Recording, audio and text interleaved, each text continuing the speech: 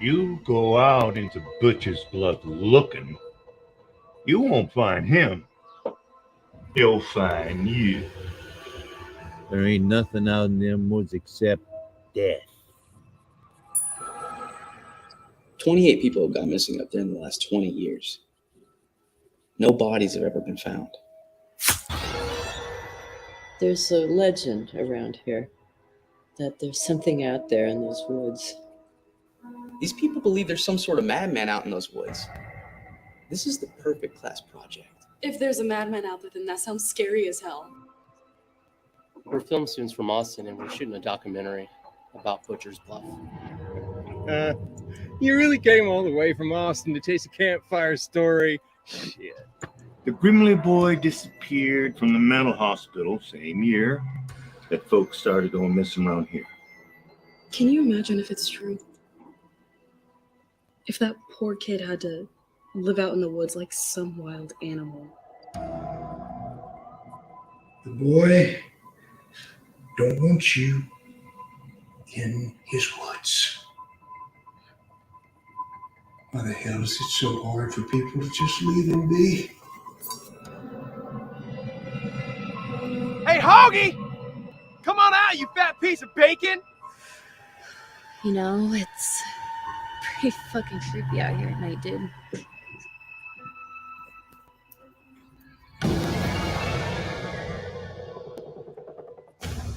They call him the Hog Man. And on full moon nights, just like tonight, you could sometimes hear his screams.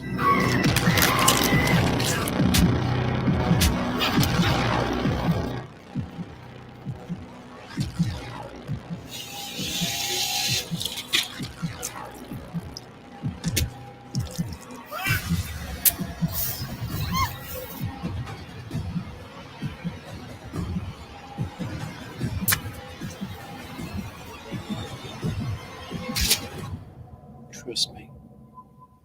This is one rabbit hole you do not want to go down.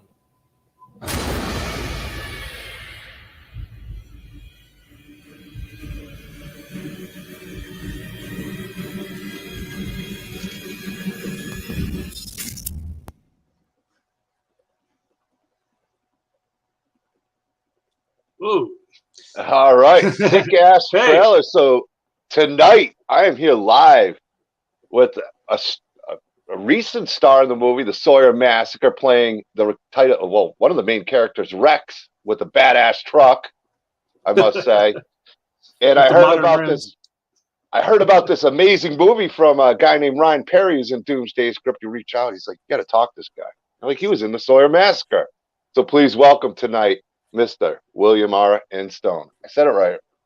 Instone? Yeah, William Instone. That's it, man. Yes, sir. I got it. All right, man. I don't know if everybody else heard that the way that I heard it, but it was kind of sounding fucked up. So I assure you, the audio is not like that. No, it's StreamYards. Trust me, Okay. it's StreamYards. They it's just so bad, man. It's so bad. I have a problem with that on every trailer. But yeah, the trailer, you could check it out on YouTube. It's there. Just type in Butcher's Bluff, comes up. Saw Bill Johnson in that trailer. Yep. That was awesome. Couple other people you might not have noticed that Jeremy London was in there from Mallrats. Was that Jeremy London? Yeah. I'm a big Jeremy London fan. He's Jeremy, confused, right? No, that's his brother Jason. That's his brother. Well, they look the same, the twins, but they're twins. Jeremy's taller though. Yeah. If you see them together, Really? he's actually quite tall. Yeah, and then this guy, we had Brink Stevens in there. We had Paul T. Taylor. It was Pinhead in Hellraiser Judgment. I had Elsie Holt in there. He was from Your Next. Sean C. Phillips is in there. He's like been in a shit ton of indie I know films. Sean C. Phillips, cool duder. Yeah, man. So he came out and did some stuff. So I had a lot of like cameos in there. Tyler Shea-Cohn from Texas Chainsaw Next Generation was in there. So, I recognized quite a bit. I was going to ask. I go, there's a lot of people in there. I just recognized Bill Johnson right away because I just seen him recently. And then Bill Oberst Jr., man, that guy, he's fucking amazing. If you don't know who he is, you need to be looking him up. He's like the most undiscovered gem of independent film. Best actor I've ever worked with. He's a fucking amazing. Yeah, I know he's in another movie that's going to be coming out soon. That dude's awesome, man. And he was in a lot Rob Zombie movies. And Yeah. Rob Zombie. Was it 3 from Hell he was in? 3 from Hell, yes. Yeah. Yeah, he's great. Circus of the Dead. Circus of the Dead, yep. Yeah, he's awesome, man.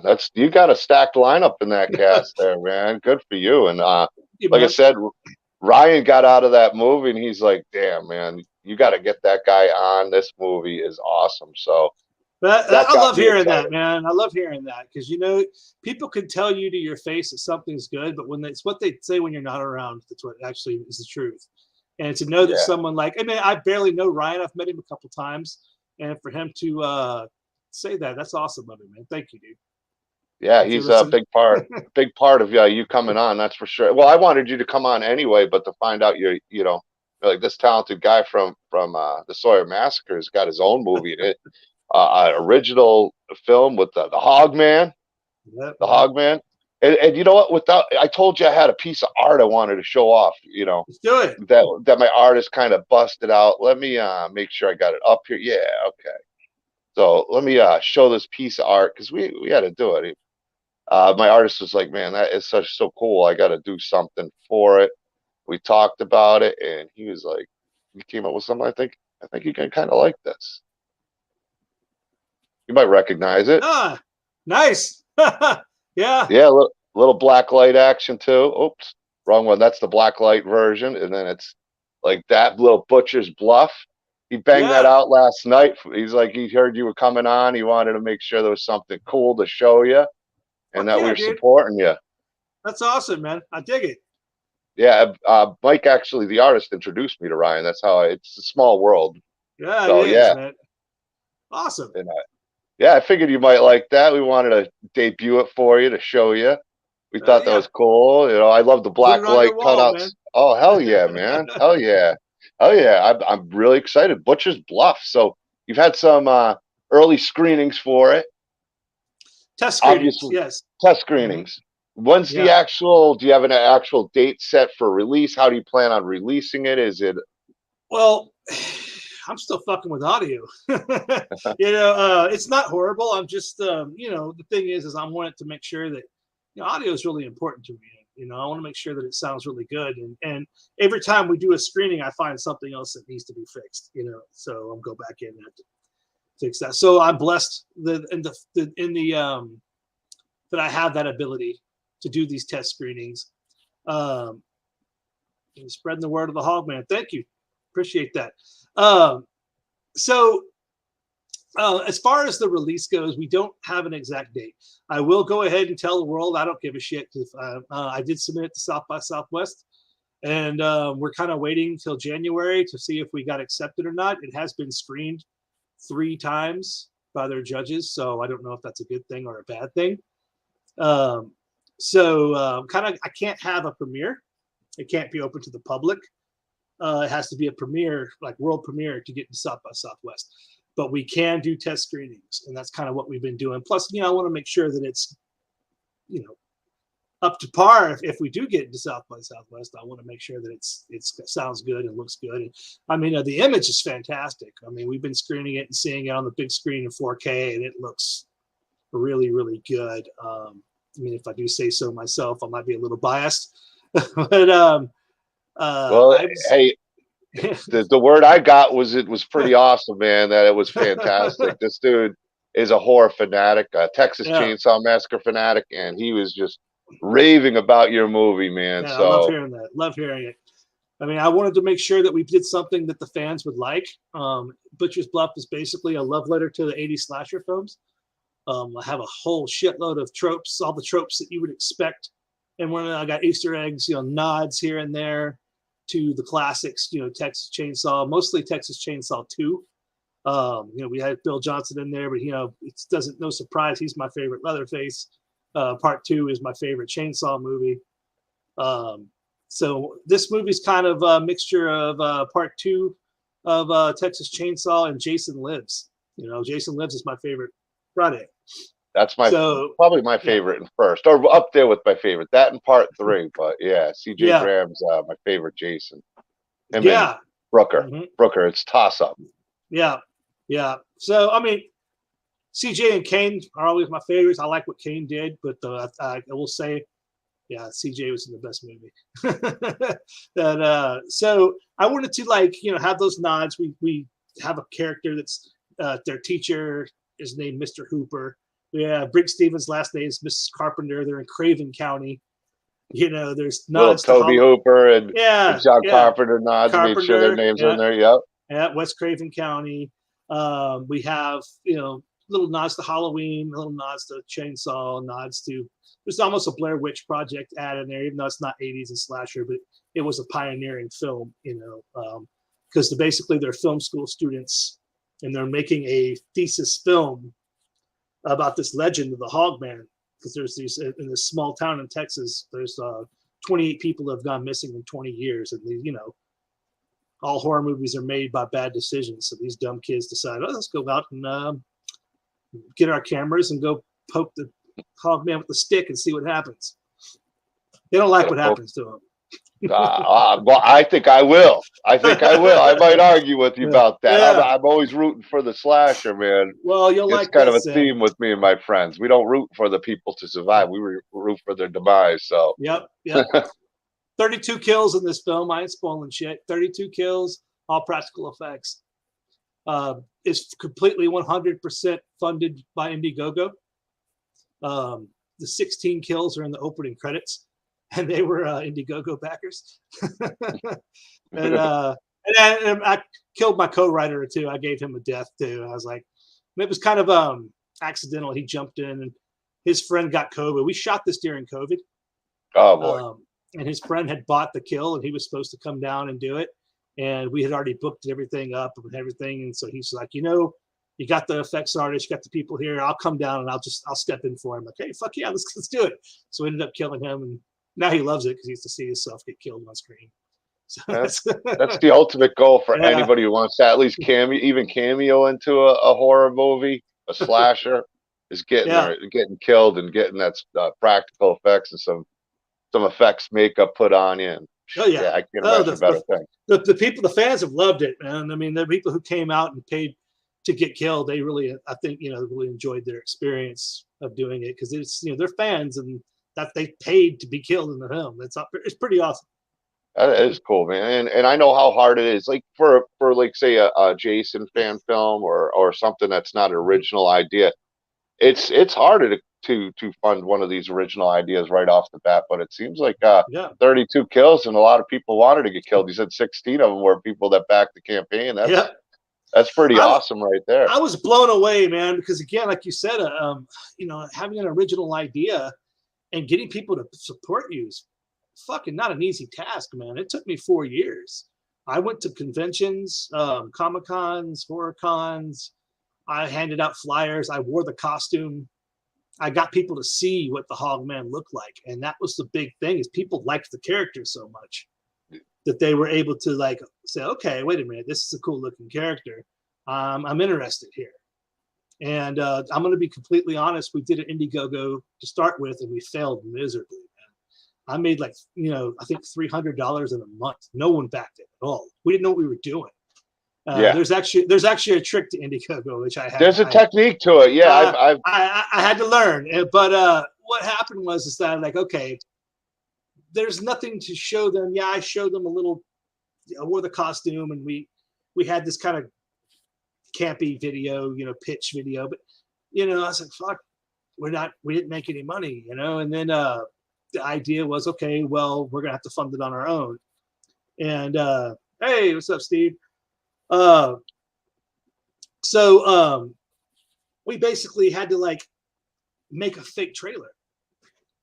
Great job. Kind of threw something together without really, it wasn't something that was going to be in the film, but something to try to get some attention. Yeah. So what we did is I ended up funding it myself out of pocket. It was $800, and I shot what was in this fake trailer. We didn't shoot the full scene. We just shot what they were saying. I actually wrote out the script, of what the trailer was going to be. And we shot that trailer in about 4 days. over. It was like 2 weeks, 4 shoot days, and put it together, and I got it online, and it just kind of took off after that. People, that's my cat. Yeah. So I wasn't sure if it was the Hog Man. Yeah. So people were just like, "When's this movie come out?" I'm like, "That's not a movie; it's a fake trailer," because it looked like a damn movie, And so I was like, "Okay, we got enough people interested now," and I did all the productions going to the, the conventions and stuff like that, and it just took off, man. And the initial Indiegogo, when I did it, it was kind of unheard of. I mean, it was rare. It happened, but I raised $40,000 in the first. Wow, nice budget, man. Yeah. Far better than 300. Yeah. So I went from making 300 to 40,000, and then the finishing funds of another 25. Oh, nice budget, man. So I had a decent budget, but it's never enough. No, not. I mean, there's so much cost that goes into it. Peter Anthony, who's here, who's done the, in the same boat as you. There's always something that needs to be paid for. It sounds like a lot, but it's really not when you're trying to make a film. And from paying people too, paying like bringing Jeremy in, wasn't cheap. It wasn't, he didn't charge me an arm and a leg either, but it wasn't cheap. Bill Oberst wasn't cheap. Again, not an arm and a leg, but I take care of them while they're here. I put them in good hotels. I'm flying them out. It adds up. I'm feeding them. Yeah. And then, I have a big cast in this too. So I had to feed them all every time they were there. And then, paying people, effects artists, things like that. I mean, it goes quick. Yeah. Networking at conventions is definitely a good way to go. It's a good way to get, to really get to know people if you do those. I know Peter does a lot of those, and the fact you did that, I definitely see that was a big part of getting the word out and people seeing the Hogman in person and everything. And the kid who plays you, I'm guessing, because I don't know, it's a younger version of you, is fantastic. I could see that as you as a kid. Yeah, it was kind of weird how that happened. When he first came up, he was actually much younger than we originally were going to have him be. We wanted him to be in high school, but then I wanted him to look like that Thurman kid from Bad Santa. I thought that'd be cool. I was never really going to show kind of what Hog like. The little specter behind me. And there probably is. So yeah, I was. We found him. He was about maybe 9 or 10, I think, when we did the initial trailer, and then he was around 12 when we actually did the movie. And he grew up more to look like me. His hair was dark. I mean, he's like, okay, that'll work. And so he did a great job. Well, maybe he took 4 years just to prepare for the role to make sure he looked like a young William. But I was looking at, like, even on YouTube, how long the process has taken. I mean, this is something that you put a lot into and taken many years. This didn't happen overnight. It took a lot of hard work, a lot of grinding, I'm sure, a lot of networking and marketing, which, like you said, you learned a lot in the first campaign. I think everybody who kind of jumps in, I'll just do an indie campaign, doesn't realize there's a lot more than just opening an indie campaign to getting people to invest. It takes months of promoting before you even launch it. Yeah. I mean, there's a lot of tricks. The right perks, the right, like you did, the networking with conventions, I think is huge for a lot. That's a great way to really get out there, and being able to, and going in there as the Hogman definitely doesn't hurt. Letting people know, man, that's a cool look right there. That's a big dude, cool look, beast mode. Yeah, I dig the Hog mask, that's for sure. Oh, thanks. Yeah, it was cool, man. That was something that a co-writer designed. We kind of talked about it when we were first coming up with it. I mean, the script was way back. I wrote the original script way back in like 2013-ish, but Hogman didn't exist. It was, it's really a different script now than it was then, but that's where the Butcher's Bluff title came from. Some of the scenes remained, the characters' names and personalities existed back then, but Hogman didn't exist. So when we started talking about how I wanted to do a fat kid being bullied, you know. It was we had to say, okay, what do we want to do? We wanted to be in this pig pen. Okay, well, it all just started coming together. We need to have embrace the hog somehow. And then we're like, okay, well, we're going to do this 80s iconic thing. Let's do Sackhead, Jason, and Leatherface and mix it together with a pig. And that's I noticed the stitches and stuff. I'm sure that's a little nod to the Leatherface and whatnot. So that was cool, man. And it's burlap, so it's Sackhead, Jason, and so okay, it is made out of burlap. That is cool, man. Yeah. That's burlap and leather, and those are real hog tusks, they're real hog ears. Yeah, so it was cool. Yeah, so he spent a lot of time working on that. We'd go back and forth on what it was going to look like, and then finally he's like, I think I got it. You know, when I saw it for the first time, it looked so big and bulky, and I put it on, like, oh shit, this is fucking badass. And it's at that it's a great look, knew at that point, yeah. I mean, I made the costume. I did weathering and stuff like that for zombies. I made a zombie film before Butcher's Bluff, and I did all the costuming for that. So I had the suit. I just didn't have the mask. I gotta ask, just because I know it probably doesn't, but it gives me it's I'm sure a different movie, but it's kind of a Texas Chainsaw Slaughterhouse vibe in it too, a little bit. I don't know what it is, maybe because a little bit of it in there. I just got that vibe in the trailer. I don't know. I don't know. Well, when you see what the Hogman's lair look like, yeah, you'll see there's a lot of influences in there. That's pretty cool. And man. I don't hide it. I embrace it. So you know, I want to wear my influences on my sleeve. And again, you know, I didn't reinvent the wheel, so some fucking asshole wants to come back and say, "Oh, you ripped off this. This is unoriginal. This is bullshit." No shit, it's unoriginal. It's a fucking slasher film. It's got a structure that needs to be followed, and having the right look of the slasher is definitely key. Right. I mean, that's such a big part, because if you don't have the right look of the slasher, it just doesn't work. It doesn't work at all. I mean, I think it could be a great story, but when you have an iconic look, and me and Mike, the artist Michael Toth, were talking about, it's like, man, that is an iconic, really look. You know, Art the Clown's got it, Jason's got it, Michael Myers has got it, Leatherface has got it, an iconic look, and I definitely see that with the Hogman. I definitely see that. It pops. That's what I'm hoping. You see this back here? You see how I'm moving here? That shit, those bones. That's a throne of bones in the back there. I don't know if you can see. I can see it. Yeah, it's like almost a figure out of it. Yeah, that's cool, man. I like that. Bones. We have this in the Hogman's lair. Now that's a prop that I've oh, that's sweet, man. I like that. Hey, you got to bring home a prop, man. That's a cool ass prop. So we have his lair is fucking sick, dude. So it's very Leatherface-esque bone room. You know, it's got some really cool shit in it that we worked really hard on it, and I mean, like I said, I'm pretty proud of it. I mean, it's original, but not, like I just said, you can't really. I mean, it's a slasher film. Nothing's original in a slasher film. But I tried my best to put a good story together. I wanted to make a story that was good enough to where people who don't necessarily like horror can still enjoy the movie.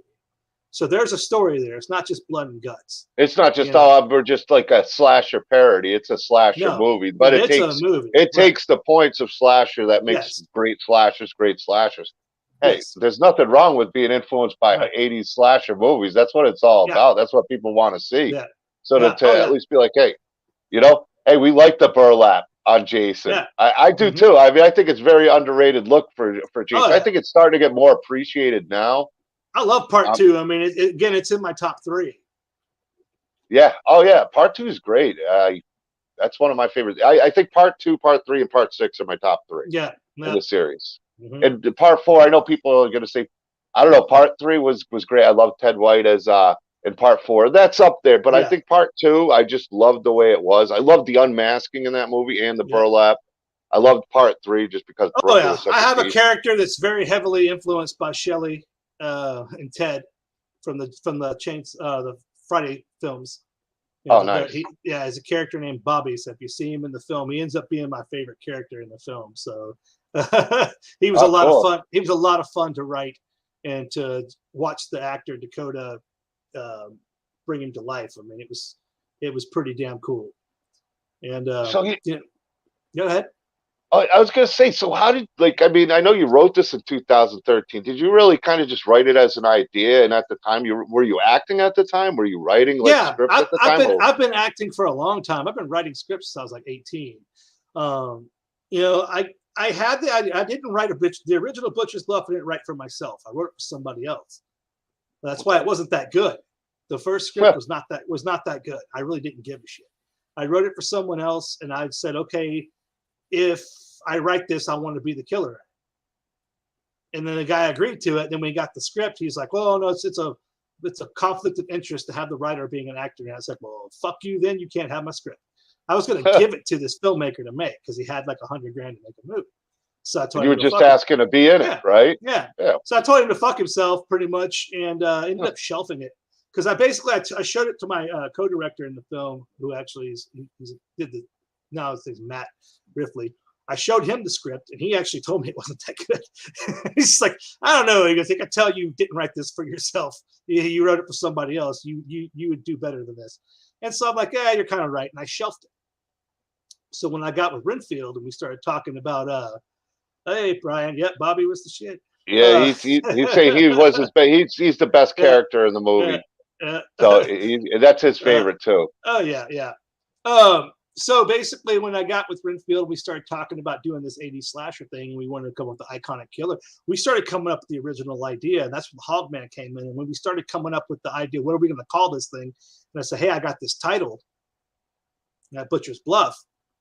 And he's like, oh, yeah, that was really good. And then all of a sudden, I was like, well, I looked back at the script, like, that script's actually pretty good for an outline, And so we kind of used that as an outline and then just rewrote everything.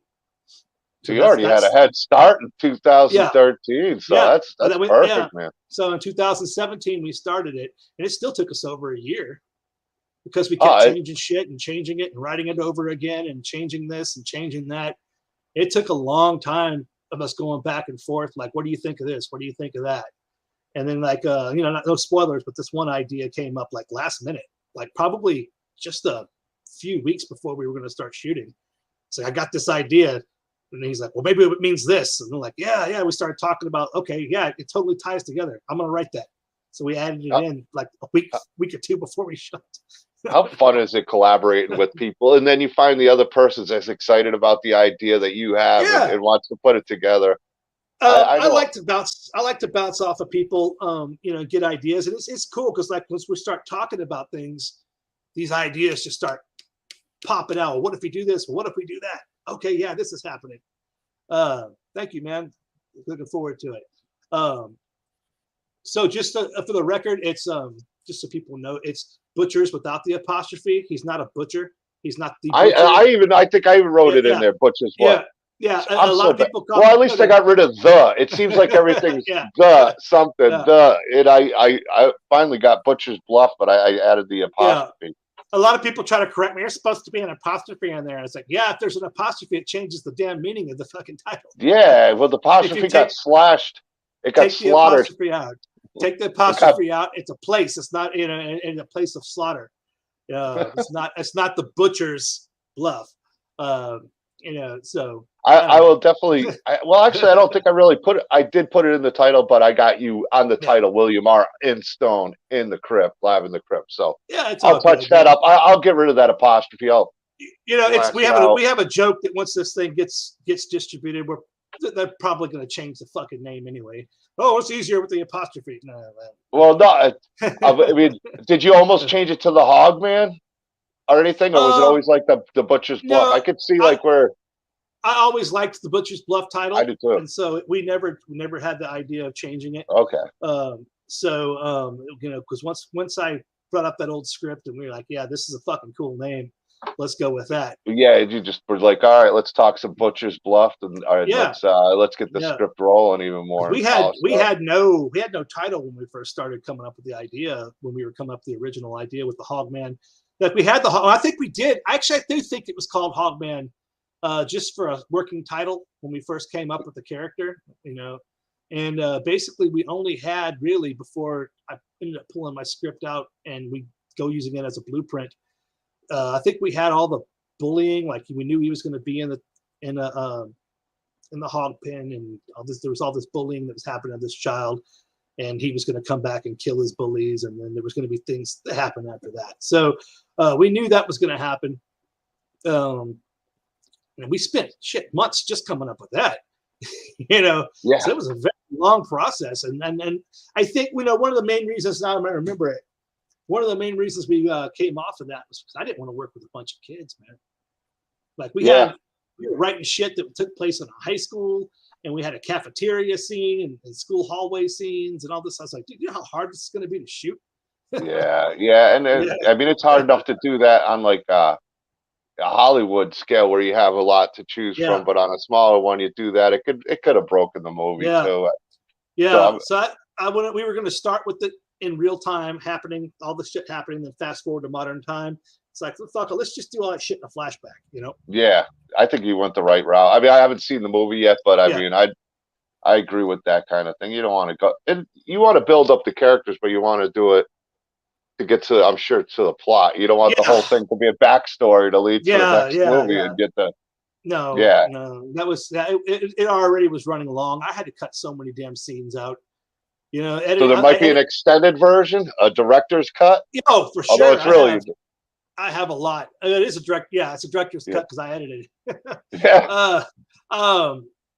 But I have a lot of scenes that I had to cut out just because it was running so long. Yeah. And it's one of the cool things, and could be also a crutch, that we shot over 2 years, and I was editing as we went. It was cool because I knew what we needed. Some of the disadvantages, let's say, some smaller productions have, where we've got a few days, we're going to shoot this, and then we got to go. And then everybody goes their own way, and you're sitting in the edit room, and you're like, oh damn, we're missing like 10 different angles I wish we would have gotten. And then they don't ever get it, and then they have to make the edit work with what they have. Well, the one thing good about that was, hey, I need to shoot this from this angle and this angle and this angle. We're going to be back at that location to shoot another scene. Let's pick those up while we're there. And so we'd had notes to make sure we got those shots.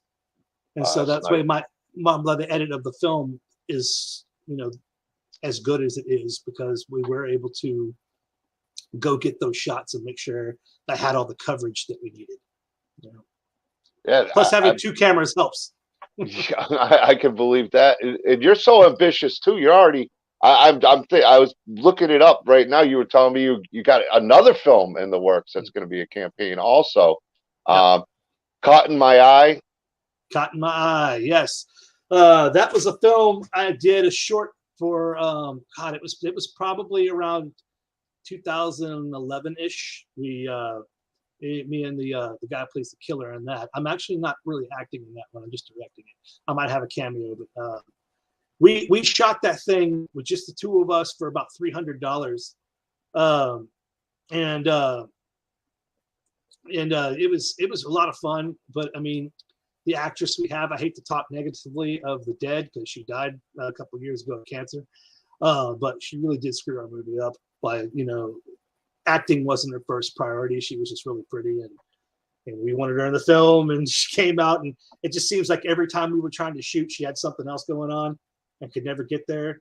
And so we had to just had to finish the movie. At one point, she just said, okay, we need to be done this weekend. So she gave us a weekend to shoot everything that we needed to get to try to make this edit work.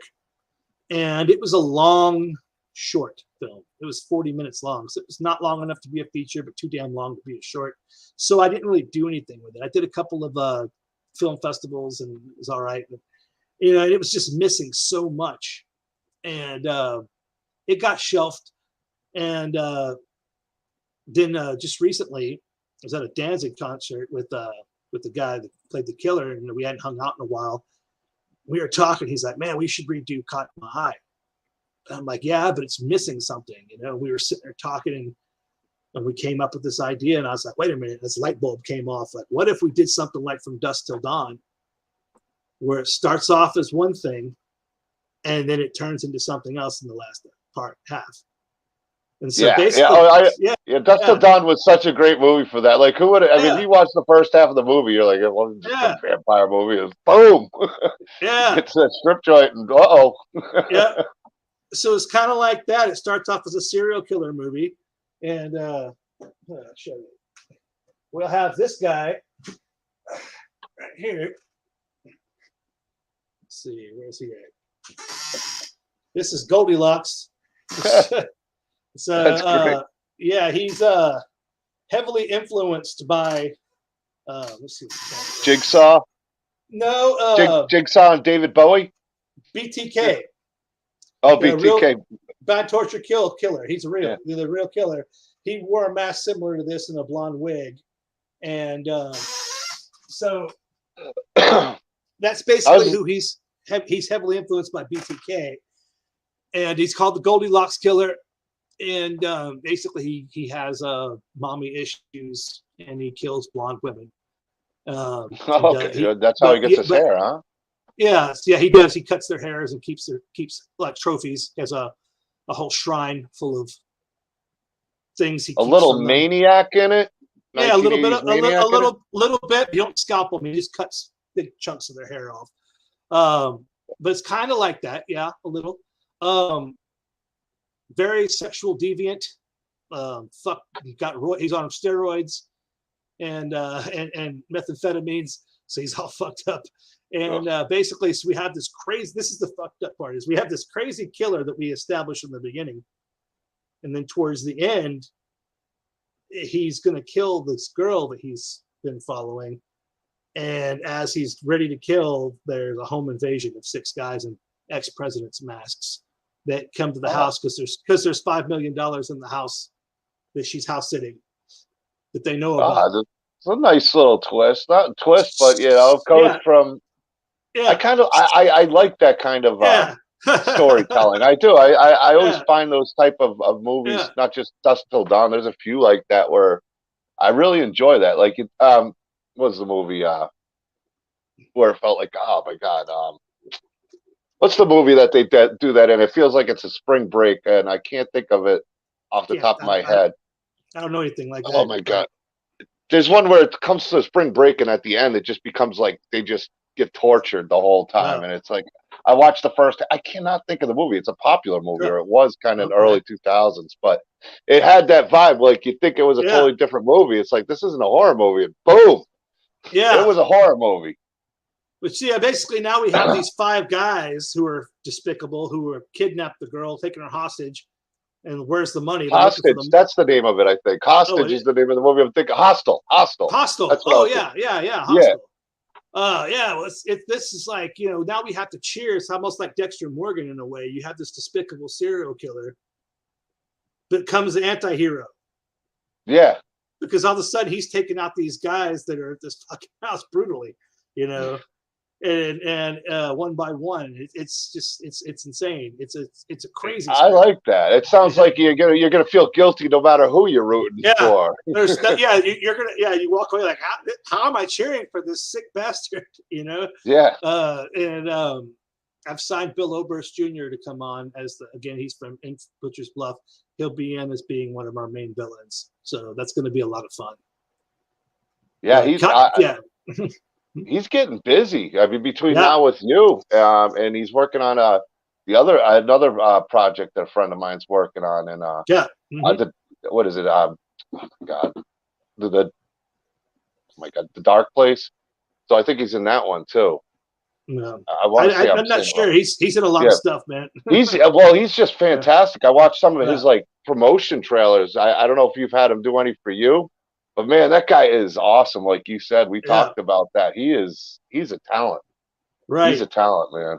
And that's cool. Really he's going to be in that. I was really fortunate to get him back in to do that because he really enjoyed working with me and stuff, and said he absolutely wanted to do it. He read the script, said, "Man, this guy's a dumpster fire. I love it. I'm in." That's cool, man. I mean, for him to come back and do another project with you, I think that says a lot about his belief in what you're doing as a filmmaker and the talent you have. And I love the concept for that movie too. I'm looking forward to it. It sounds like a definite, more psychological than Butcher's Bluff, which is a slasher movie. But you do, like you said, I do like the fact that you are doing a lot of character building and you're keeping that in mind with the Butcher's Bluff movie. Absolutely. And again, I mean, if you've talked to anyone who's seen the movie Butcher's Bluff, I made sure every character in there can stand alone. They're just meat for the hogman to slaughter, but I mean, they have personality. And I mean, we always cheering for them to die, but they're not just really annoying characters. Like, I think that's one of the faults of I enjoyed the movie, but the remake of Friday the 13th. I actually liked it a lot. I think Derek Mears is a badass Jason. And people awesome. might not like it. I think he's a fucking badass Jason. But the characters were so damn annoying. I just wanted them to die. I hated every one of them. I think I got my Mears. Yeah, there he is. Yeah, Derek Mears back there. Yeah, I'm a big fan of the remake. Yeah, I really liked it a lot. I mean, it shot in my backyard. It was shot in Bastrop, Texas, outside of where I live. So that's, of course, I got a little, little bias there. We shot a lot of Butcher's Bluff there in Bastrop. There you go. So, but yeah, I really liked that film, but I thought the characters were so damn annoying, and it was in the '80s slasher films is where they. Yeah, after drinking a beer out of a shoe, is like, man, you got to go right there. And I feel you. I feel you. The characters weren't as very endearing. No, but Derek Mears was awesome as Jason. He was a brutal Jason. And I like the remake of Texas Chainsaw. I know Steve don't like it, but I do, and I do too. I've recently started talking with Brett Wagner. He's a fucking cool as shit. Yeah, I know Brett pretty well. I've known Andrew Bryanowski for a long time. He's always been really good to me, man. He's got a reputation, I guess, that's up for some people, but he's always been cool as shit to me. And I was at a convention last year. We had some drinks and hung out and ate dinner, and he's cool. He's got some funny stories. So he's a hilarious guy if you sit and talk to him. Yeah, he was at Spookala, and the problem is half the time I don't get a chance to talk to people. I try to last minute try on Sundays when you're doing a table too, between packing up and breaking down on Sundays and usually Saturdays, just trying to meet everybody you want to. I had the same problem at Scarefest or any convention I've gone to. Right. And it's just so hard. I'm always to got a vendor there as well. I mean, I'm a guest usually, but I mean, I know it's weird. Who are you, a guest? You're not even famous. But Brett's been on the show many times. I've talked to Brett a lot. I've become real good friends with Brett. He's a super cool guy, great guy. Yeah. I mean, I just met him recently, a couple months ago. He actually came to the Krypt. He was in Kansas City. He's the first guest I had who actually came into the Krypt and did a sit down, and we did a live stream together. So Brett's a fantastic guy. He'll be back here in Texas next month. I plan on going to Houston to go say what's up to him. Meet him in person. Yeah, I was looking into, if it wasn't a day event, I was looking into flying in, not to do a table, but just to go because there's quite a few people there that I've met before, and obviously with Brett being there, and kind of go and say hi and just kind of do a day. If it was even a 2-day event, I would have done it. But the fact that it was just a 1-day event, which could be nice, but the problem Saturday, it probably cost me more just to go in and fly in for a Friday, and but I was really strongly considering going to show Brett some support, and I know there's a few other people. Is it Tam Glenn going too? I think, and Tom Matthews. They'll all be there. Scotty Schwartz. Scott Schwartz. I just watched. I was telling Michael Toth, who's the artist, that I just watched the new Christmas Story movie, which was a little nostalgic, to watch. It was kind of cool to watch. I've been wanting to see that. So it wasn't bad. They did a decent job. I watched it with the individuals I take care of, so I can always make an excuse. That's why I watched it. So, but it was good. It was well done. But I am excited for the Butcher's Bluff. Butcher's Bluff. I can't get rid of that. I'm gonna get killed by the hog man in my sleep. But man, I mean, how exciting! Man. It's been a lot of fun. These screenings have been great, man. It's been a wonderful experience. I mean, what was the shoot like? Was it really smooth, or other than, or Whoa, man. with COVID, was it a nightmare to go to? Well, that's why I wanted to go. Oh, That's why I used yeah. smooth, because I wanted to see that reaction that I know I get from every filmmaker. Oh God. Well, we were scheduled to start shooting in April of 2020, and then the world shut down. Yeah. So I'm like, oh shit. So it's from April to July 31st of 2020. We had to wait, and that's when we started, July 31st of 2020. And we shot on the weekends. We shot in every type of weather. I mean, over 2 years almost. It was about a year and a half, a little over a year and a half of actually shooting. We went through Texas heat. Anybody who's been in Texas knows it's hot as fuck, So there was days when it was 111 degrees. People were having heat exhaustion. There was other days where they were freezing, and it's just so cold. And we had actors naked, laying out with their prosthetics on. We have blankets and heaters on her, trying to keep her warm between shots. And I mean, it was insane. We had a windstorm, pick up our tents and throw them. It was so many crazy things that happened out there. I would say yes, in the fact that it was pretty smooth, considering we had a small cast and crew usually together at one time. It was a big cast all in all, but we never really had that many shooting at the same time. You built it in blocks. You had it ready. You had it prepared. Smart. I can say that no one got COVID on my sets, even though we didn't wear masks. Go figure. You didn't wear any chin diapers. No, go figure that nobody gets the flu. Okay, don't attack me now, people. Don't attack me.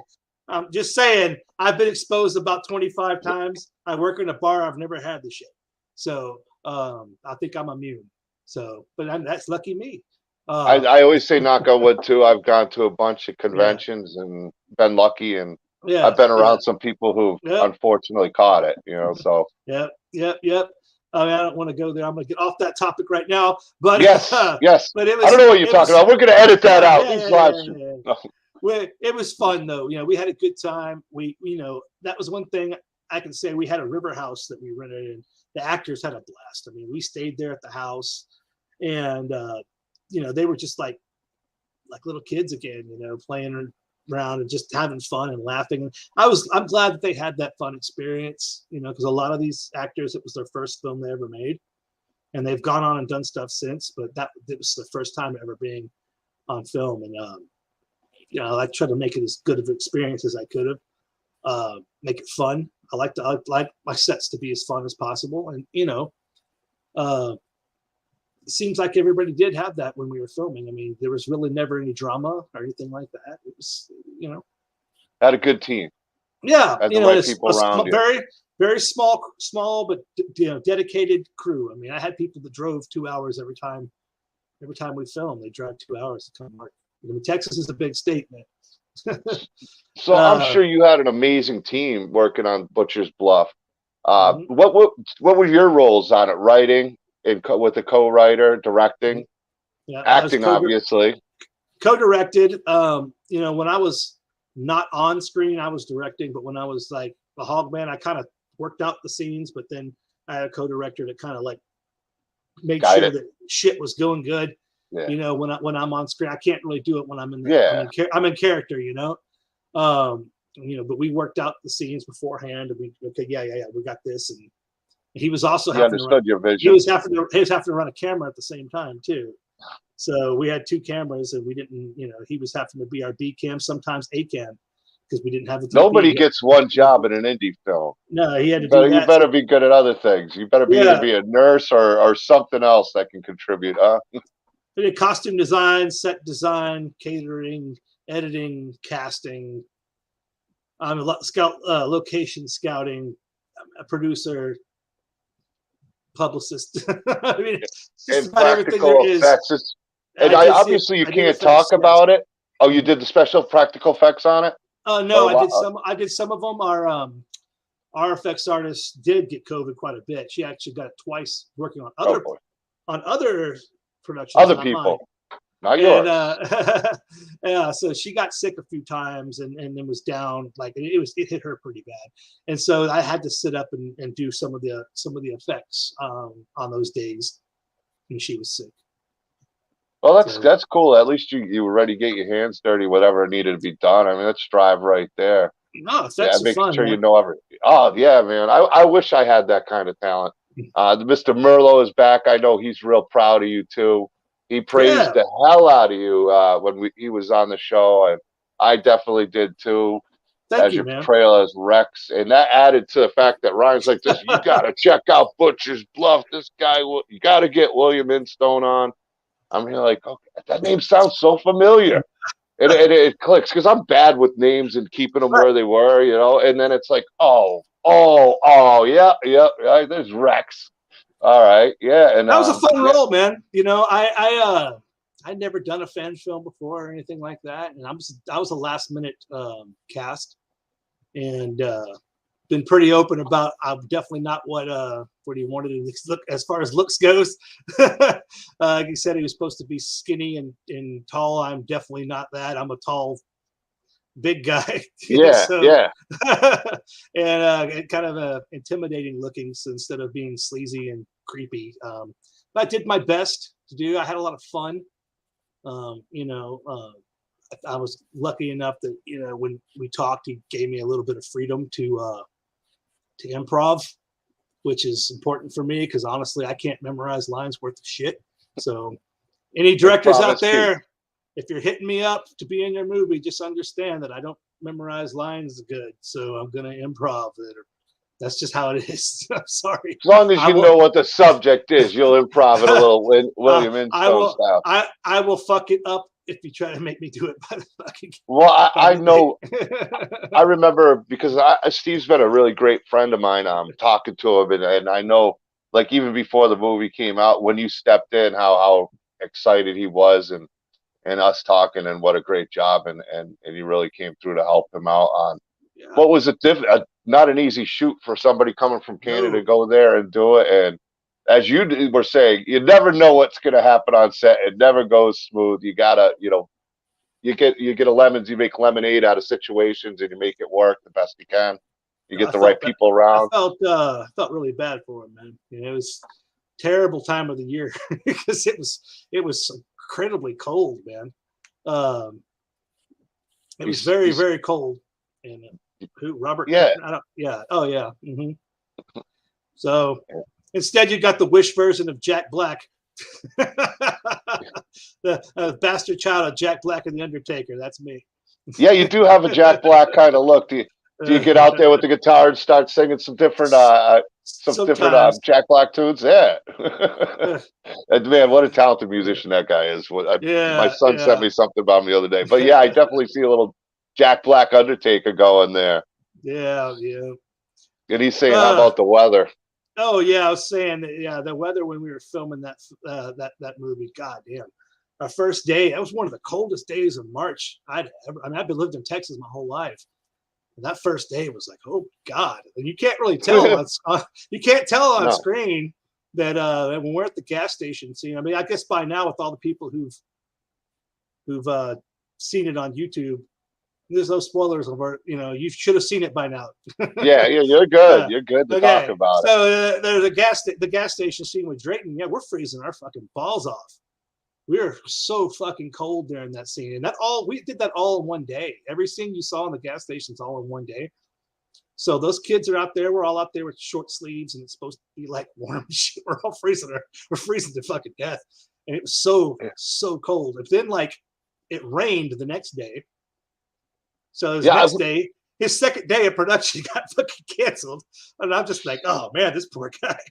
And so then, the third day we show up, and then it's hot, and then the fourth day it's fucking cold again. It's like it's very March, yeah, bipolar weather that month.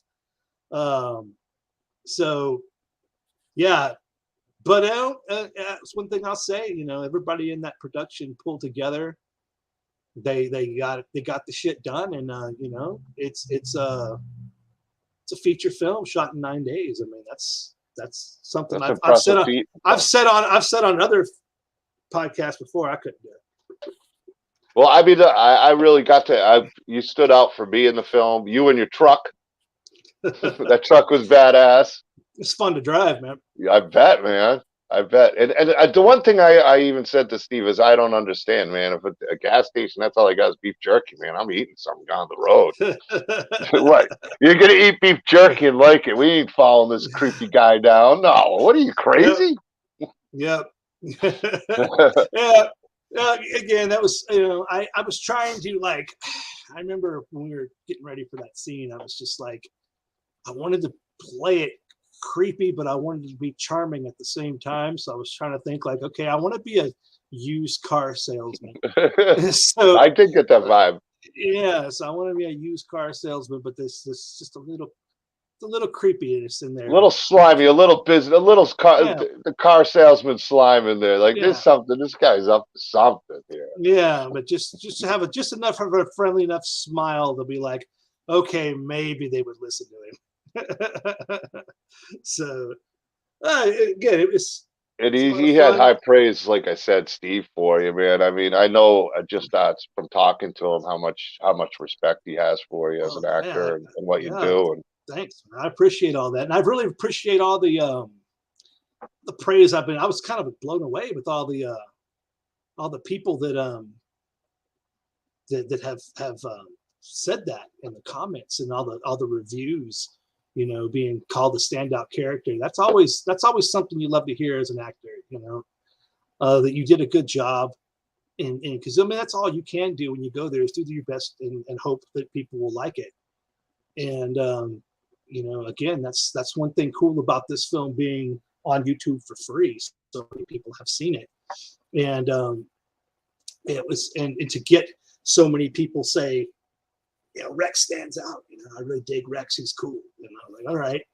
And I knew that when I read the script. Again, I think we first had our first phone call after I got to read the script, I told Steve, I'm like, this is the best character in the fucking script. Yeah, I think if I remember right, it was written for Ed Neal, but it just didn't pan out because of SAG and stuff. I think that's what I remembered right.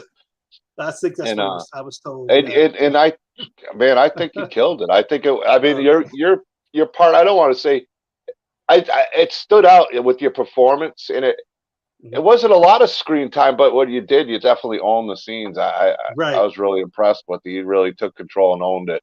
That's the one thing I wish. I just again since.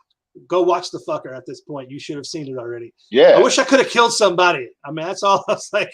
I didn't get to kill anybody. That's the only thing that I was like, damn. Yeah. You definitely deserved it. I bet you in hindsight, Steve would have had you do it now. Like, I don't blame him.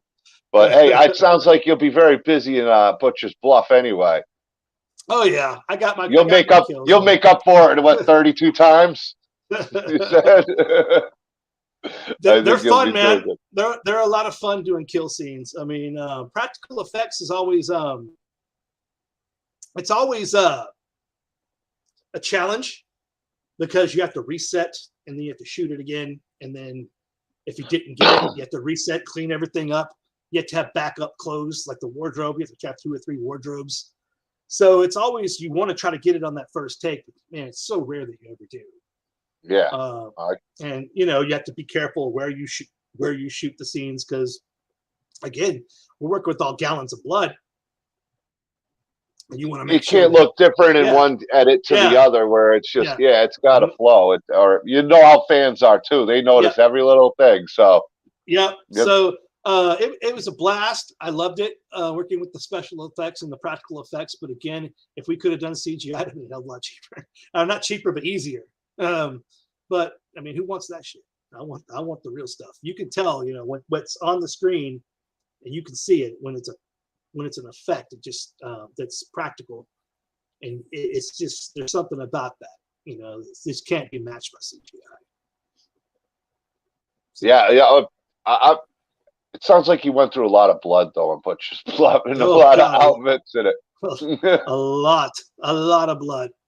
And it was again it was fun. I really that was the whole point. We wanted to make sure we give them enough gore, but then again story. too. Yeah. You know, Yeah. so you get the kill is the reward. But It's a treat for the character build. right. Oh, I'm really starting to like this guy. Whoops, not anymore. Don't get attached to anybody is all I'm saying. Yeah, well, with 32, I don't know who's gonna make it, who's not. I mean, if anybody makes it, it ain't gonna be more than one. It sounds like that's a big cast right there, just in kills. It was big, and again, 16 of them are in the opening credits. Again, it was just, I had to fulfill my Indiegogo, so that I thought, what better way to get your body count up, Started off with some slaughter. Just quick. It's just quick. I think Ryan mentioned that too, that the opening of the movie's pretty incredible. So yeah, oh, go ahead. I was going to say, why do you want to read people's names on opening credits on a black screen? Watch you see some people get slaughtered while you're doing it. I'm excited. Yeah, there you go, man. And introducing.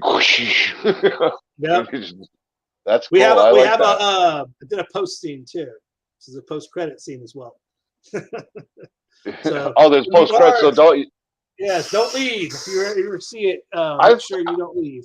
I think everybody should do post credit scenes, and especially now, if there's a post credit, it just makes people, you got to see everybody's name, and it gives them the attention. So it adds a little added perk to anybody who's like it. I did. It's mid credit. Mid credit. Just because I didn't want. I got that from, I think it was the Justice League. I was just like, let's not wait till the whole credit, just because people might walk out. But even if you have a mid credit, people will be like, maybe there's a post credit too. Well, so that I made sure I put that in there, and that it's a cool little nod and opening. I've been verbal as saying this is a trilogy, so just be prepared. It's definitely. I like it. I like it. I've already got the sequel outline written, so we basically know what's going to happen. How the stuff in the middle gets put together, that hasn't been worked out yet, but there's definitely a sequel to it. So that's going to be a lot of fun. So I can't wait to get this out, man. I really can't. It's like these film festivals kind of screwed me, from the fact that I have to wait for these premieres. But doing these test screenings is just the way that I could get people to see it right now. Yeah, I know you got to be excited for people to see it. I mean, as a filmmaker, now you got to. Well, you said you're working on a few more things touching up, but I bet you I got a feeling it's just you being very wanting it to be, which I respect, absolutely perfect, at least to you. And it'll never be, to yourself. There'll always be things you want to change, but you want to make it as good as you can, no matter what. And I respect the hell out of that, man. I'll see your mistakes, and in the indie world, we're going to get bashed. There's always going to be trolls, and there's going to be people that hate it. Haters going to be hate. And there's nothing I could do about that. But if I can give them at least one less thing to talk about, say, oh, the sound sucks. Well, you can't say that. Just take that away. So that gives them one less thing they can talk about. Sometimes those kind of trolls push you to do everything you can, maybe make you even work a little harder. So just a little bit more, just to try to give them one less thing they can fucking throw at me. But the way I look at it is, people who talk shit online, see your fucking movie. We got a few comments from some people who were just raving about you too. Really? Well, Steve was saying Robert, what was it? I forget. It's Robert Knepper. That Neil was briefly cast, but hey, they got you.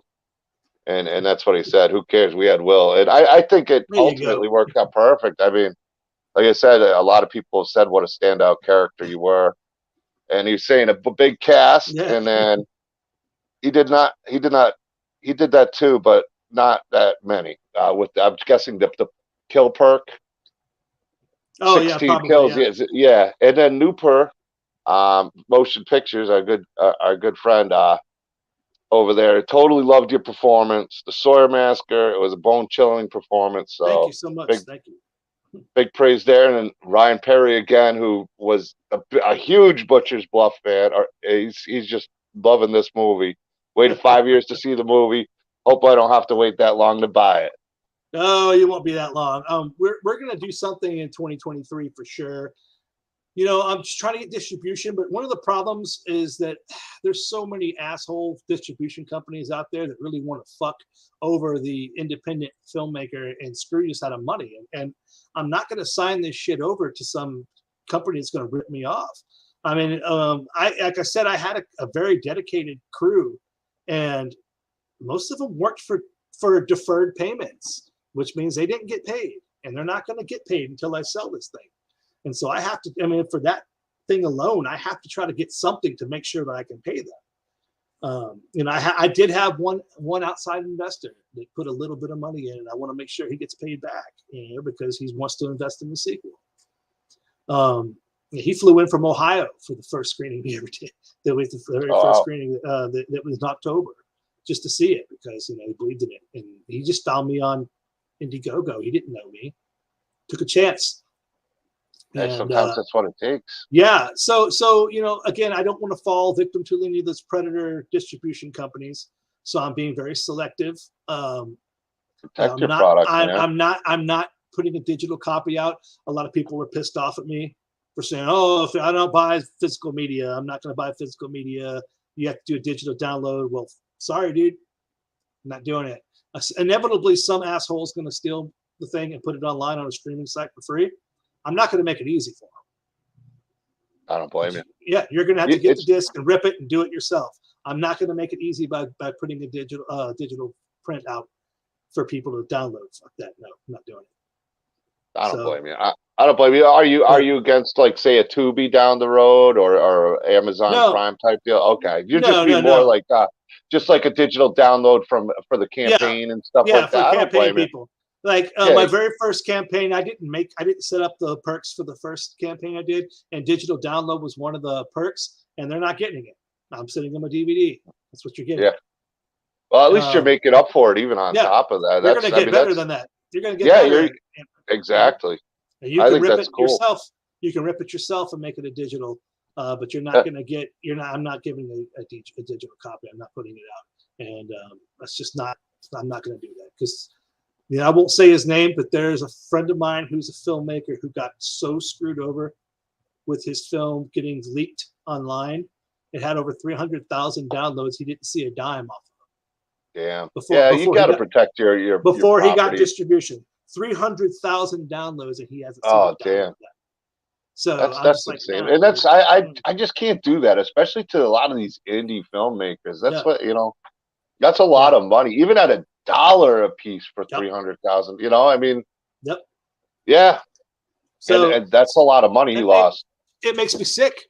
It makes me sick that he got screwed like that because he has a good movie and people wanted to see it. Obviously, 300,000 people downloaded it. Yeah, that's sad.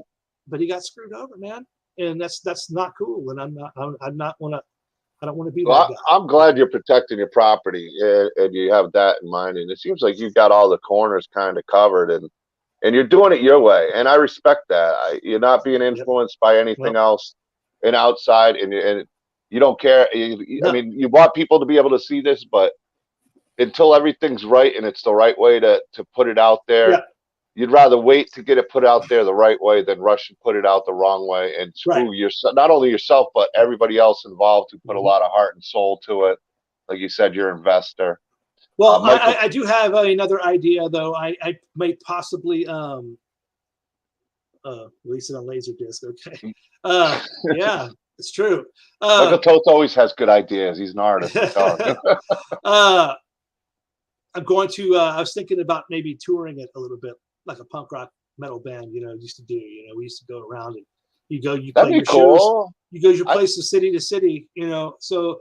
If I can find a few, really cool theaters, indie theaters, it would work with me in a town where I think I could market it, have like a month of marketing, beforehand to make sure I sell enough tickets to justify me going to those towns. I'll do a meet and greet and Q&A and everything, and we'll screen the film. I would like to do something like that to get it out to people who like to see it. One of the things is you're out here in Central Texas, Butcher's Bluff's kind of known because I've been doing these cons and everything, but outside of Central Texas, nobody knows who the fuck I am. Well, maybe we can work something. Maybe I could do a little research and then we'll talk after about maybe getting it somewhere shown around here. Yeah, that would be great. Areas. That would be great. I'm serious. I will. We'll look into it. Definitely. And another thing, is I'm not selling my merchandising rights either. That's another big old thing. The Hogman's it's a very marketable character, and I'm going George Lucas with that shit, man. My merchandising rights are my rights, and so that may that may hurt me in distribution a little bit. But I don't think so. I'm not selling the character rights because that merchandise I make my money at conventions selling posters and T-shirts, and I have little Hawkman clay figures, and I put the logo on everything. Gene Simmons is one of my heroes, man. He put the Kiss on everything. So that meant and he'll sell everything and anything. Kiss condoms to Kiss coffins. It doesn't matter. That's it, if Gene can make some, but there's nothing wrong with that. I mean. Nope. Star Wars made more money off the merchandise than it did off the films, and the Hogman's definitely got a great look. I mean, I kind of feel the same way even with the three-eyed demon that we use for the logo right now. It's like I want to be in control of that. So I totally get it. Yep. Yes, he was just talking about it, Pupo. You want to? Plans. Okay, yeah. If you look back, I'm going to be doing another film called Caught in My Eye. It'll be we'll probably be doing the Indiegogo sometime in 23, probably around the springtime. March we'll probably launch that. So yeah, keep an eye out for that, man. Bill Oberst Jr. will be in that film with us, so it's going to be a lot of fun. Yeah, I think I'm more of a fan of him lately. Even I was always kind of a fan with Three from Hell and everything else, but what he's been doing for the indie community and the fact that he's going to be in now 2 of your films. Yeah, I'm hoping to see him at a convention soon and get an autograph. He don't do a lot of conventions. No. He did Cult Classic. I'll tell you the story about how I got him in the film, My Butcher's Bluff. They did a Circus of the Dead reunion, and they were able to get him down here at Cult Classic Convention, which is a convention done here in Bastrop, Texas. And so I'm there with the Hogman.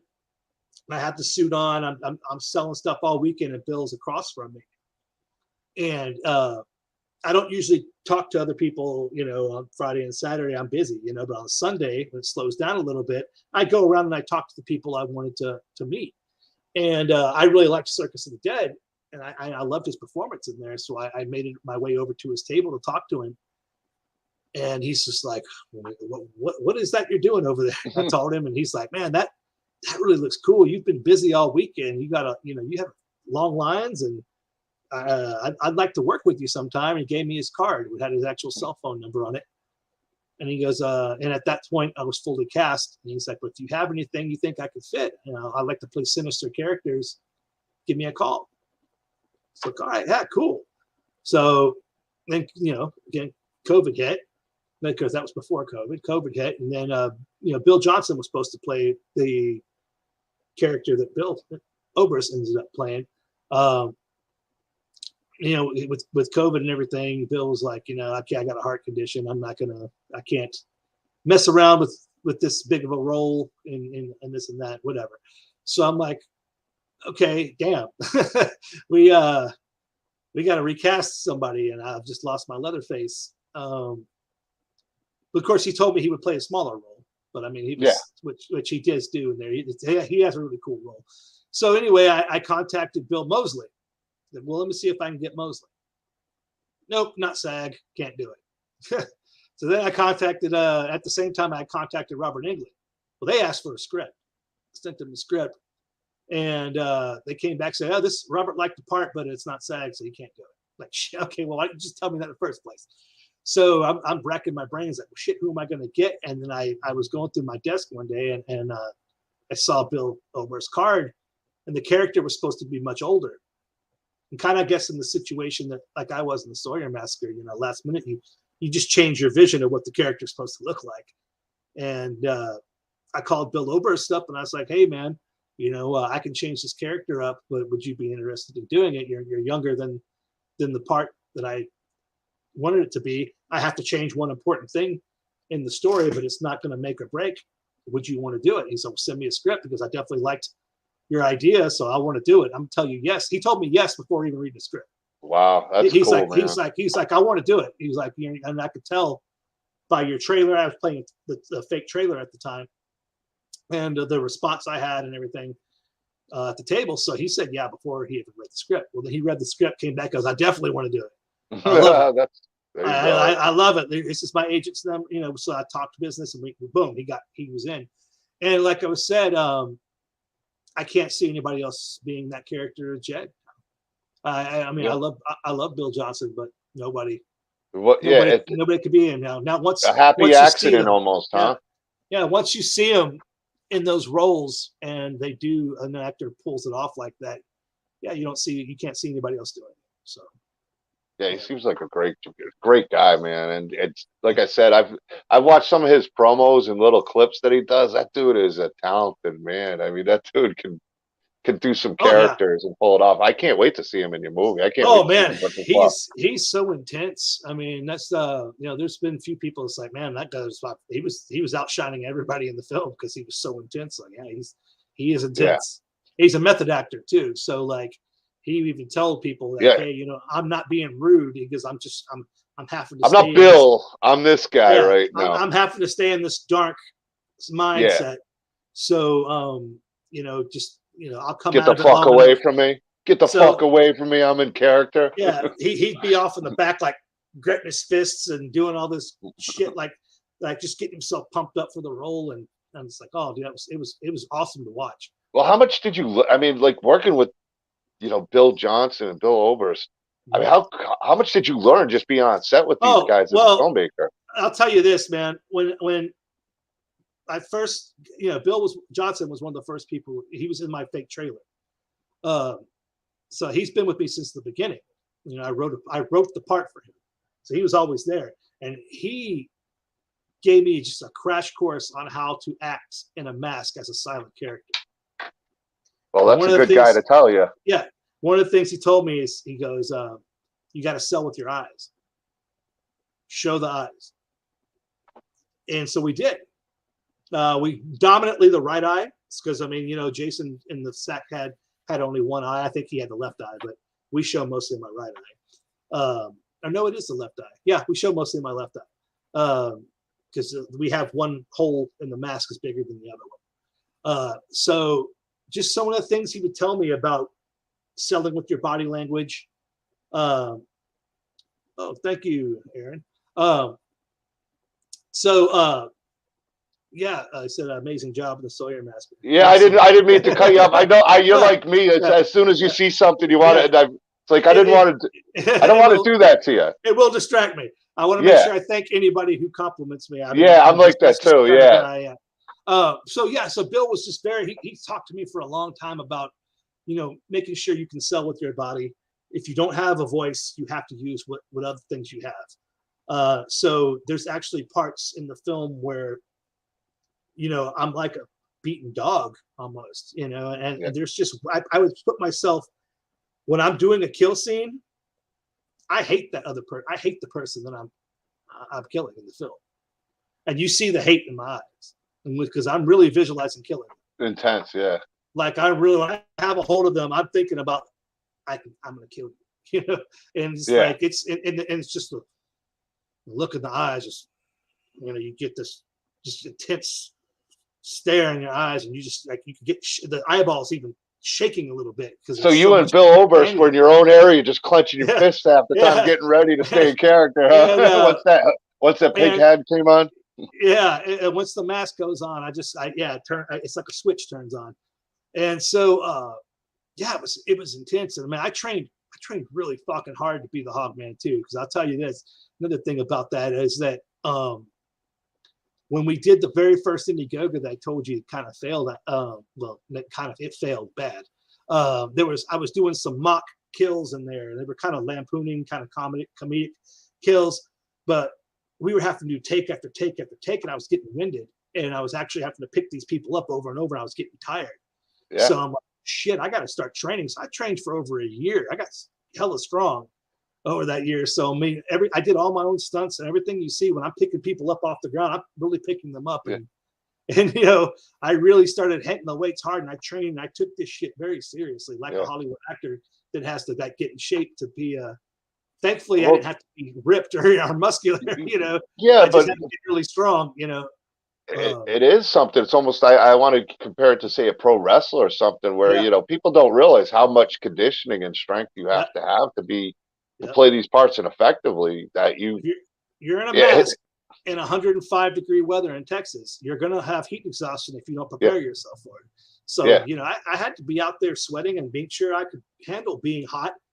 I had to get my cardio up to where I'm chasing an actress through the damn woods and we're running. That's really me running. And wearing a mask. And I'm wearing a mask running. And you know, if I didn't train for that, I'd have been dead. I wouldn't have been able to do more than 2 takes. You know, I'd have been out of it. So you know, that's very important. I guess that's the advice I would give indie actors right now. If you're playing a slasher, take it serious, man. Train for it. Get in shape, because you'll pay for it if you don't. Because you'll get on set and you're not just physically, cardio too. Yeah. You know? No, you got to do cardio. I do kickboxing. I do all that shit. So, you know, I'm a big guy, but my cardio is pretty good. So. From chasing all those kids in the woods. Yeah.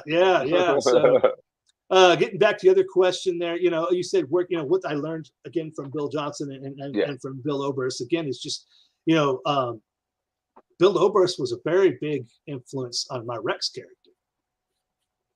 How he delivered lines, he's really calm, but you know, and he would talk, but that the intensity was in his eyes.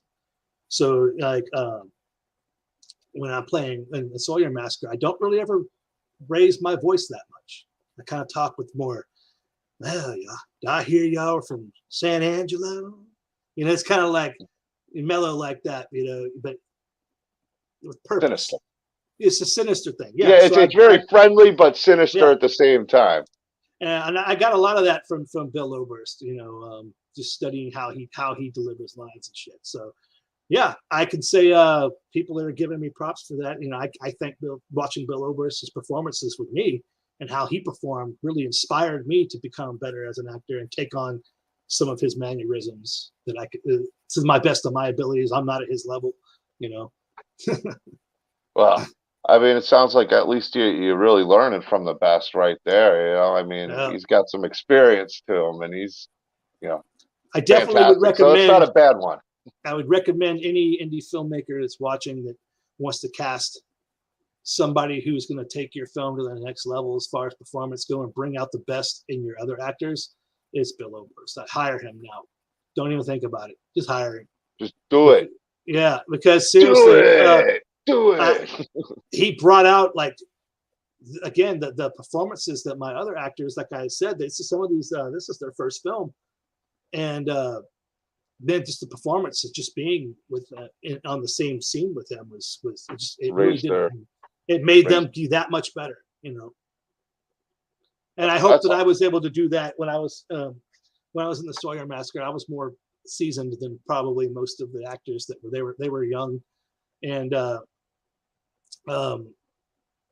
they hadn't done a whole lot. There was several of them that hadn't been in a whole lot of films, and I hoped that if be taking the character to a little bit here, that I could bring them up a little bit and make them want to perform and inspire them to perform.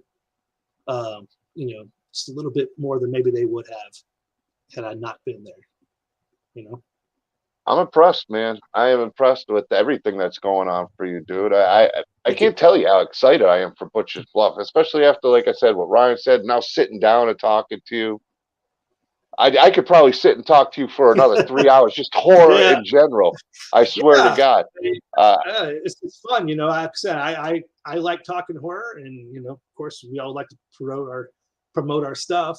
I mean, maybe people get tired of listening to it, talking about things, but I got a shitload. Not here. That's what it's all about. That's what we all want to hear. Horror. They don't want to hear about nothing else, just horror.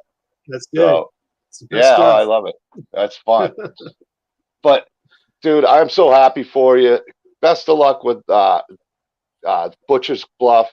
Congratulations on your amazing performance as Rex in the Sawyer Massacre. Congratulations on all the views that's getting.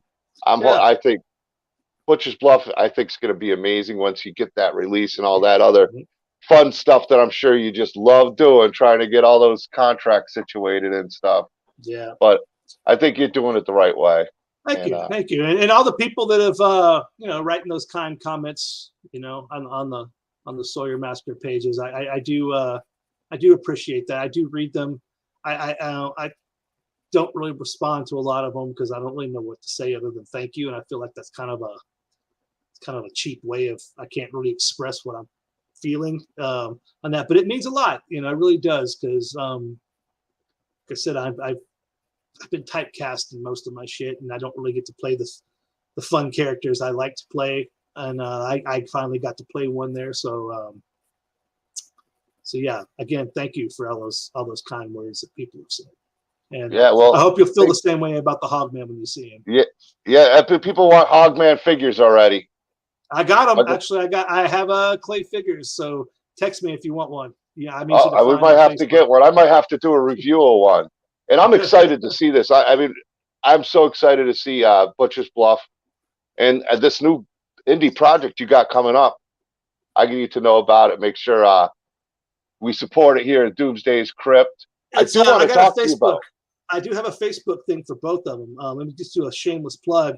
Official Butcher's Bluff fan page on Facebook. That's our group where I post stuff. Plus, there's Butcher's Bluff movie. It's just a like page. If you would like both of those, that'd be fucking great. I love it. And then Caught in My Eye movie group it's a group as well. I'm gonna post it too. And Caught in My Eye, there's actually a video I made with some of the old footage that we shot back in 2012 to the Danzig song, Stalker song.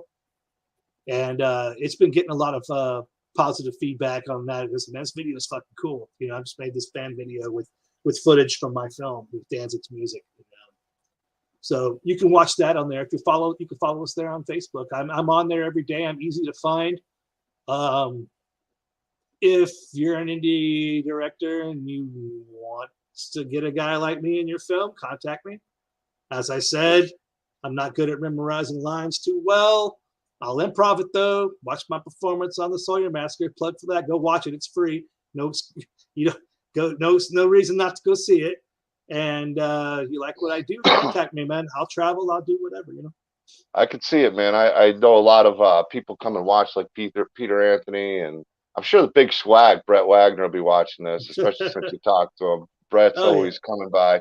But man, I'm so excited for you. I dropped the link for the Butcher's Bluff fan page, so check that out if you're in the chat. I'm gonna check. I just joined it myself. I didn't realize you had it. I'll get the other link. We'll post that out for your upcoming Indiegogo project. Keep me updated on that.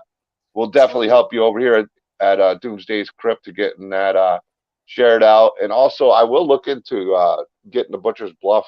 Hopefully, get a premiere showing around here. I'm in the Missouri area, so I'll go wherever, man. That's the thing is I work 3 days a week at my day job. I'm a strip club DJ. Go figure. Oh, you lucky bastard! My job's so hard, and I only work 3 days a week, so I can go do whatever the fuck I want. I don't work on the weekends, so hey. I work 24/7. This guy works 3 days a week at the strip joint and making movies. No, you're not welcome here anymore. No, I'm just kidding. I'm envious of you. I'm very envious. I'll have to hit Texas sometime and come check you out. I'm here, man. If you like Cuban girls, we're the place to come. Yes, I do. There we go. Who doesn't? Yeah. Well, everybody loves Cuban girls. Of course. But thank you, chat. We're really, all of us, I mean, like you saw, these people are praising you. I know a lot of people are more quiet looking back here, but I know you got a lot of fan support, and we're all excited for you, man. Yeah, big 2023. Yeah. I'll read the comments. I didn't see any of the comments coming up that weren't posted up here, but I'll go back and read the comments. And again, thank you all for the support, man. And follow us at Butcher's Bluff, and we'll talk again, man.